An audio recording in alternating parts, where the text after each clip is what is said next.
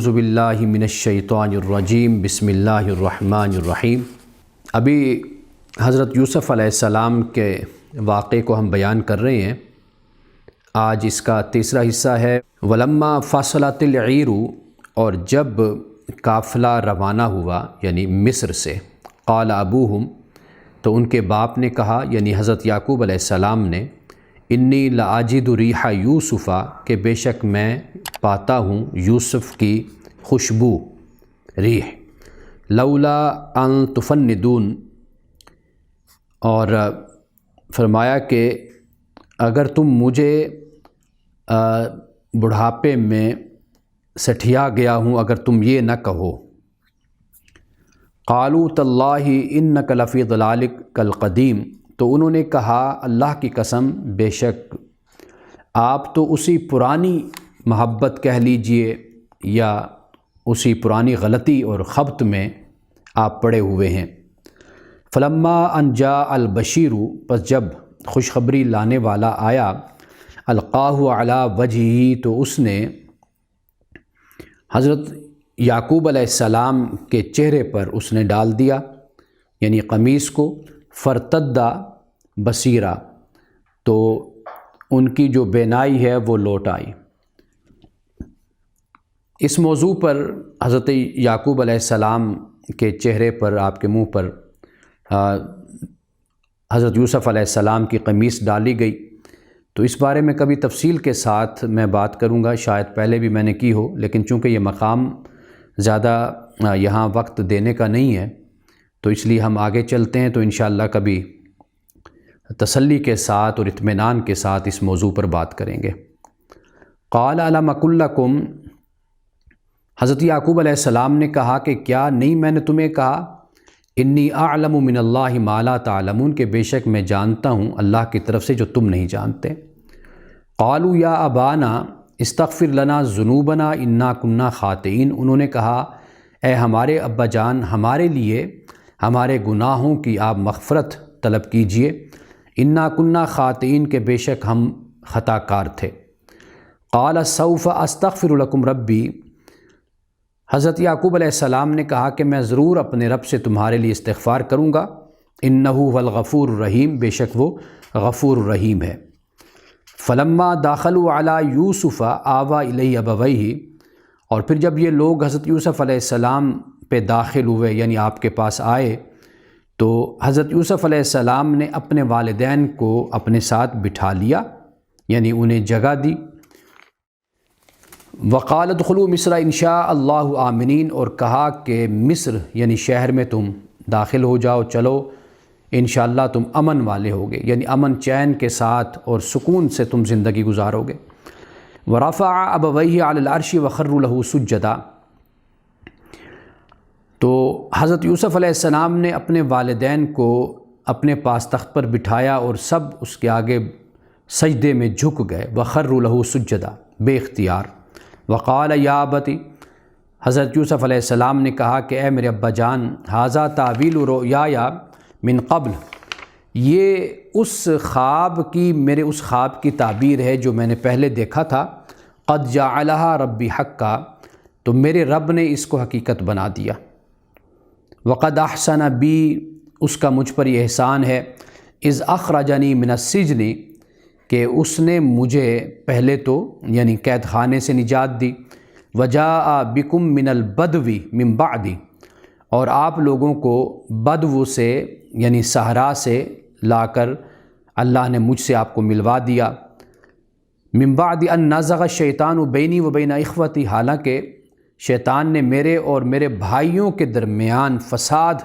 پیدا کر دیا تھا، جدائی پیدا کر دی تھی، یعنی دلوں میں نفرتیں ڈال دی تھیں۔ ان ربی لطیف لما یشاء، بے شک میرا رب لطیف ہے جس کے لیے چاہتا ہے، یعنی اس سے مراد یہ ہے کہ جو میرے رب کی تدبیر ہے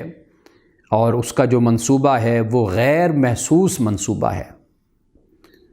اور یہی الفاظ ہم نے سورۃ الکہف میں بھی پڑھے تھے کہ جب صحابہ کہف نے کہا کہ اپنے میں سے کسی ساتھی کو بازار میں بھیجو، ولیتلطف، یعنی وہ بڑے خاموشی کے ساتھ اور بڑے احتیاط کے ساتھ اور بڑے آرام کے ساتھ وہ اس طرح جائے کہ کسی کو پتہ نہ چلے۔ تو لطیف کا یہی مطلب ہوتا ہے۔ تو اس پر بھی انشاءاللہ کسی وقت اسماء الحسنہ میں سے اس پر بھی روشنی ڈالیں گے۔ تو یہ وہ اللہ سبحانہ و تعالیٰ کی تدبیر ہے کہ جو حضرت یوسف علیہ السلام کے واقعہ میں ہمیں نظر آتی ہے، بلکہ آپ یوں کہہ لیجئے کہ پیرالل ایک تدبیر خدا کی طرف سے چل رہی ہوتی ہے اور ایک انسان کا اپنا بنایا ہوا منصوبہ ہوتا ہے۔ لیکن آپ دیکھ لیجئے کہ انسان بہت کچھ سوچتا ہے، اس میں بھی کامیابی انسان کو ملتی ہے، ضرور ملتی ہے، اور انسان کی چاہت اور خواہش اور انسان کے سوچ کے مطابق بھی معاملات چلتے ہیں، اس میں کوئی شک نہیں ہے۔ لیکن وہ معاملات جو چلتے ہیں وہ بھی اللہ تعالیٰ کی مشیت کے مطابق چلتے ہیں۔ انہ العلیم الحکیم، بے شک وہ علیم حکیم ہے۔ ربی قد آتیتنی من الملک، اے میرے رب تو نے مجھے بادشاہت دی، حکومت دی، اقتدار دیا۔ وعلمتنی من تعویل الاحادیث، اور تو نے مجھے تعویل حدیث یعنی باتوں کی تہ تک پہنچنا یہ تو نے مجھے سکھایا۔ فاطر السماوات والارض، اور تو زمین اور آسمان کے بنانے والا ہے۔ انت ولی فی الدنیا والآخرہ، تو میرا دوست ہے دنیا اور آخرت میں یا سرپرست ہے۔ توفنی مسلما والحقنی بالصالحین، اور تو مجھے موت دے اس حال میں کہ میں مسلمان ہوں، یعنی تیرا فرما بردار ہوں، اور مجھے صالحین کے ساتھ تو شامل کر دے۔ اب دیکھ لیجئے کہ یہاں پر بھی حضرت یوسف علیہ السلام کی دعا بھی یہی ہے، حضرت ابراہیم علیہ السلام کی دعا بھی یہی۔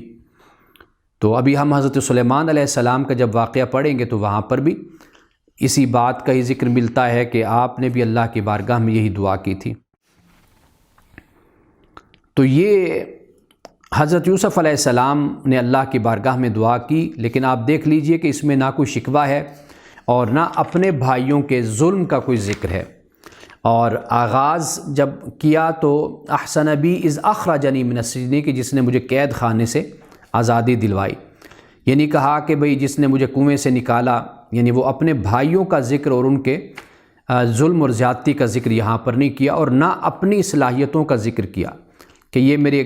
کمالات اور میری قابلیت اور اہلیت کا نتیجہ ہے کہ آج میں اس مقام تک پہنچا ہوں۔ کہ جیسے قارون نے کہا کہ بھئی جو کچھ بھی میرے پاس ہے یہ میرے علم کا نتیجہ ہے۔ یہ انبیاء علیہم السلام کا کردار اور ان کا عقیدہ ہوتا ہے خدا کے بارے میں۔ ذالک من انباء الغیب، اب یہاں تک حضرت یوسف علیہ السلام کا جو واقعہ ہے وہ تمام ہوتا ہے، لیکن یہ ہمارے لیے بڑی نصیحت ہے۔ میں چاہتا ہوں کہ اس مقام کو بھی ہم دیکھ لیں۔ ذالک من انباء الغیب نوحیہ الیک، کہ اے نبی صلی اللہ علیہ وسلم یہ جو قصہ ہے، یہ واقعہ ہے، یہ غیب کی خبروں میں سے جو ہم آپ پر وحی کرتے ہیں۔ وما کنت لدیہم، تو ورنہ آپ اس وقت تو موجود نہیں تھے۔ اذ اجمعوا امرہم، کہ جب یوسف علیہ السلام کے بھائی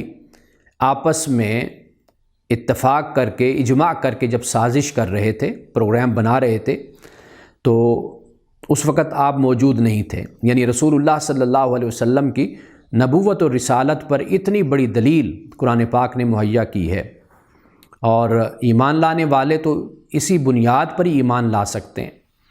وما اکثر الناس ولو حرصت بمؤمنین، اور بہت سے لوگ ایمان لانے والے نہیں ہیں۔ اے نبی آپ جتنا بھی چاہیں، اگرچہ آپ چاہیں، تو یہاں پر حریص کا مطلب یعنی شدید محبت اور شدید چاہت ہوتی ہے۔ وما تسألون علیہ من اجر، اور حالانکہ آپ ان سے اس پر کوئی اجر کا سوال بھی نہیں کرتے۔ ان هو الا ذکر للعالمین، اور یہ جو قرآن ہے یہ تو ایک نصیحت ہے تمام جہانوں کے لیے۔ وکأی من آیۃ فی السماوات والارض، اور کتنی نشانیاں ہیں آسمانوں اور زمین میں، یمرون علیہا، کہ یہ لوگ اس پر گزرتے ہیں، وہم عنہا معرضون، اور پھر ان سے اعراض کرتے ہیں، یعنی توجہ ہی نہیں کرتے۔ وما یؤمن اکثرہم، اور ان میں سے اکثر لوگ باللہ اللہ کو مانتے، الا وہم مشرکون، مگر وہ شرک کرنے والے ہیں، یعنی اللہ کی ذات پر ایمان تو رکھتے ہیں لیکن اللہ کے ساتھ دوسروں کو شریک ٹھہراتے ہیں۔ افامنوا ان تاتہم غاشیۃ من عذاب اللہ، کیا یہ لوگ محفوظ ہو گئے ہیں، مطمئن ہو گئے ہیں کہ خدا کا عذاب اب ان پر آنے والا نہیں ہے؟ او تاتہم الساعۃ بغتۃ، یا اچانک ان پر قیامت نہیں آنے والی؟ وہم لا یشعرون، اور ان کو شعور اور خبری نہ ہو، یعنی بے خبری میں۔ قل ھذہ سبیلی ادعو الی اللہ، کہا اے نبی صلی اللہ علیہ وسلم آپ کہہ دیجئے یہ میرا راستہ ہے اور میں اللہ کی طرف بلاتا ہوں، اور علی بصیرۃ انا ومن اتبعنی، میں خود بھی بصیرت پر ہوں اور جو میری اتباع کرتا ہے وہ بھی بصیرت پر ہے۔ یعنی اب بصیرت سے مراد روشنی ہے، بصیرت سے مراد دلیل ہے، بصیرت سے مراد برہان ہے، بصیرت سے مراد ہوش و حواس اور سوچ سمجھ کے ساتھ قبولیت ہے، یہ بصیرت ہے۔ تو رسول اللہ صلی اللہ علیہ وسلم کا پیغام اور انبیاء علیہ السلام کا پیغام در حقیقت یہی بصیرت پر مبنی ہے۔ ایسا نہیں ہے کہ بالکل ہی آنکھیں بلائنڈ فیتھ جس کو کہتے ہیں وہ نہیں ہے، سوچ سمجھ کر، اور دلائل اس کائنات میں اور قرآن پاک میں موجود ہیں، تو انسان جو صاحب عقل ہے وہ پڑھے گا، سمجھے گا، تو وہ خود ہی اللہ کی طرف راغب ہوگا اور رسول اللہ صلی اللہ علیہ وسلم کی دعوت کو قبول کرے گا۔ وسبحان اللہ وما انا من المشرکین، اللہ کی ذات پاک ہے اور میں مشرکین میں سے نہیں ہوں۔ وما ارسلنا من قبلک الا رجالا نوحی الیہم من اہل القری، اے نبی صلی اللہ علیہ وسلم ہم نے جتنے بھی رسول آپ سے پہلے بھیجے جن کی طرف ہم نے وحی کی، وہ ایک تو انسان تھے اور دوسرا انہی بستیوں کے رہنے والے تھے۔ افلم یسیروا فی الارض، کیا ان لوگوں نے سیر نہیں کی زمین میں؟ فینظروا کیف کان عاقبۃ الذین من قبلہم، کہ یہ دیکھیں کہ ان سے پہلوں کا کیا انجام ہوا۔ ولدار الآخرۃ خیر للذین اتقوا، اور یقیناً آخرت کا گھر بڑا ہے ان لوگوں کے لیے، بہتر ہے ان لوگوں کے لیے جنہوں نے تقوی اختیار کیا۔ اب دیکھ لیجئے، دار کے بارے میں پہلے آپ کو بتا کر آیا کہ دار بڑے گھر کو کہتے ہیں، تو آخرت کا گھر جو ہے وہ بہت وسیع و عریض گھر ہوگا۔ افلا تعقلون، کیا تمہیں عقل نہیں ہے؟ حتی اذا استیأس الرسل وظنوا انہم، کہ جو پیغمبر تھے پہلے وہ مایوس ہوئے، وظنوا انہم قد کذبوا، اور جو بعد کے لوگ تھے انہوں نے خیال کیا کہ شاید ہم سے کوئی جھوٹ بولا گیا، یعنی ہمیں جو پیغام دیا گیا۔ جاءہم نصرنا، پھر اللہ سبحانہ و تعالیٰ کی طرف سے پھر مدد آئی، اللہ پاک فرماتا ہے کہ ہماری مدد آئی، اور پھر فنجی من نشاء، تو جسے ہم نے چاہا ہم نے نجات دی۔ ولا يرد بأسنا عن القوم المجرمین، اور قوم مجرم سے ہم اپنے عذاب کو کبھی بھی رد نہیں کرتے، دور نہیں کیا جاتا۔ لقد كان في قصصهم عبرۃ لأولی الالباب، اور ان کے قصوں میں، یہ جو قرآن پاک میں بیان کیے گئے ہیں یعنی اگلے لوگوں کے جو قصے ہیں، ان میں اللہ سبحانہ و تعالیٰ فرماتا ہے کہ بڑی عبرت ہے اولی الالباب کے لیے، عقل والوں کے لیے۔ اب یہاں پر عقل والوں سے مراد وہ عقل والے کہ جنہوں نے اپنی عقل پر محنت کی ہے، ریفائن کیا ہے اپنے عقل کو، وہ لوگ نہیں کہ جن کی عقل میلی کچیلی ہے، جن کی عقل صاف ستھری نہیں ہے۔ قرآن پاک میں عمومی طور پر سب کو دعوت دی گئی ہے، لعلکم تعقلون، تاکہ تم سمجھو، سب انسانوں کو دعوت دی گئی، اس میں سب لوگ شامل ہو جاتے ہیں، لیکن اولو الالباب وہ لوگ ہیں کہ جو اپنی عقلوں پر محنت کرتے ہیں۔ تو اللہ پاک فرماتا ہے کہ ان قصوں میں عبرت ہے کہ ان کے لیے جو اولو الالباب ہیں، ورنہ یہ قصے کفار و مشرکین کو بھی معلوم تھے، یہود و نصارہ کو بھی معلوم تھے، سرکش اور بغاوت کرنے والے اور تکبر اور غرور کرنے والوں کو بھی معلوم تھے، لیکن ان میں سے کسی نے بھی سبق حاصل نہیں کیا۔ تو یہ عقل والے جو اپنے اوپر محنت کرتے ہیں، تو یہ ان کے لیے ہے کہ اس میں عبرت ہے۔ ما کان حدیثا یفترا، فرمایا کہ ولیکن تصدیق الذی بین یدیہ، کہ قرآن پاک میں جو کچھ بھی بیان کیا جا رہا ہے، یہ واقعات، یہ قصص، کہ فرمایا کہ یہ گھڑے ہوئے نہیں، یعنی یہ بناوٹی باتیں نہیں ہیں، ولیکن تصدیق الذی بین یدیہ، بلکہ جو اس سے پہلے اس کی یہ تصدیق بھی کرتی،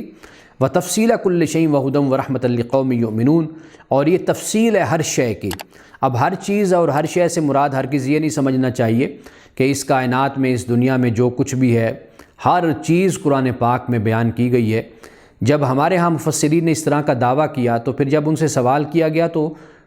اس سوال کا جواب بھی بڑے عجیب طریقے سے ان کی طرف سے آیا اور انہوں نے دیا۔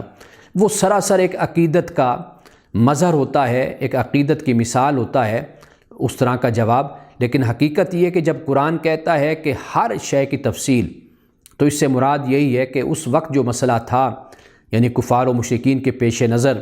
اور عقیدے کی اصلاح، اخلاق کی اصلاح، اور زندگی کے مختلف شعبوں کے حوالے سے بنیادی باتیں مہیا کرنا، وہ اللہ سبحانہ و تعالیٰ کی طرف سے انسانوں کو، اس وقت کے انسانوں کو مہیا کر دی گئی تھی، اور یہ وہ بنیادی باتیں ہیں کہ جن کی اہمیت اور جن کی ضرورت کبھی بھی ختم نہیں ہوگی، قیامت تک یہ ضرورت انسان کی اور ان کی اہمیت اپنی جگہ پر قائم رہے گی۔ تو یہاں پر ہر شے کی تفصیل سے مراد یہی ہے، یعنی عبادات، اخلاقیات، معاملات، اور اس کے علاوہ یعنی کہ عقائد، یہ قرآن پاک نے ان کو واضح کر دیا، اور اس وقت کے انسانوں کے ذہنوں میں جو باتیں تھیں ان کو قرآن پاک نے بڑی تفصیل کے ساتھ بیان کیا ہے۔ وَهُدًى وَرَحْمَةً لِّقَوْمٍ يُؤْمِنُونَ، اور یہ قرآن ہدایت ہے اور رحمت ہے اس قوم کے لیے جو ایمان لانے والی ہے۔ یہ بھی دیکھ لیجئے، اس لیے کہ پہلے تو انسان میں خود جذبہ پیدا ہوتا ہے نا ایک چیز کی قبولیت کا، اور جو شخص مثال کے طور پر ڈوبنا چاہتا ہے تو آپ اس کو کیسے بچائیں گے؟ آخر وہ آپ کو اگر مدد کے لیے پکارتا ہے تو آپ اس کی مدد کے لیے جائیں گے، اور پھر اس کا ہاتھ پکڑیں گے، اس کو وہاں سے نکالیں گے۔ اگر وہ نکلنا ہی نہیں چاہتا تو آپ اس کو کیسے کھینچ کے باہر نکال سکتے ہیں؟ تو قرآن پاک نے اسی تناظر میں یہ بات کہی ہے کہ اللہ سبحانہ و تعالیٰ جو ہدایت دیتا ہے تو اس کی ہدایت ہی صرف ہدایت ہے، پھر اسے کوئی گمراہ نہیں کر سکتا، اور جسے اللہ تعالیٰ گمراہ کرتا ہے پھر اسے کوئی ہدایت نہیں دے سکتا۔ اللہ جسے گمراہ کرتا ہے، اس سے مراد یہی ہے کہ یہ لوگ اپنے اعمال میں، اپنے کردار میں اس نتیجے تک پہنچ چکے ہوتے ہیں۔ پیغمبر صلی اللہ علیہ وسلم انہیں شرک کی غلاظتوں سے اور کفر کی غلاظتوں سے نکالنا چاہتا ہے، لیکن یہ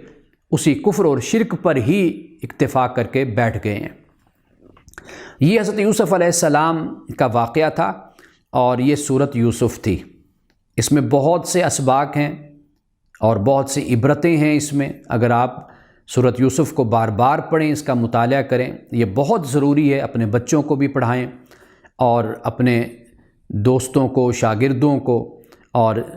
اپنے ہمسائے جو بھی آپ کے روابط اور تعلقات میں ہوتے ہیں، تو سورۃ یوسف ضرور ان کو تعلیم دیں۔ یہ پورا ایک پیکیج ہے سورۃ یوسف ہماری زندگی کا، کہ ہم اس کو بار بار پڑھیں، بار بار سمجھیں۔ میں اسے 20 مرتبہ یعنی اگر آپ اس کو 20 سے بھی زیادہ کہیں تو میں نے اس کو پڑھایا اور پڑھایا ہے، لیکن آج بھی جب بھی میں پڑھتا ہوں تو مزید پردے اٹھتے ہیں، مزید اکتشافات ہوتے ہیں، مزید باتیں معلوم ہوتی ہیں، اور مزید رازوں کا علم ہوتا ہے کہ کیسے اس کا تعلق ہمارے ایمان کے ساتھ، ہماری معاشرت اور ہماری حکومت و سیاست کے ساتھ، ہماری اجتماعی زندگی کے ساتھ ہے۔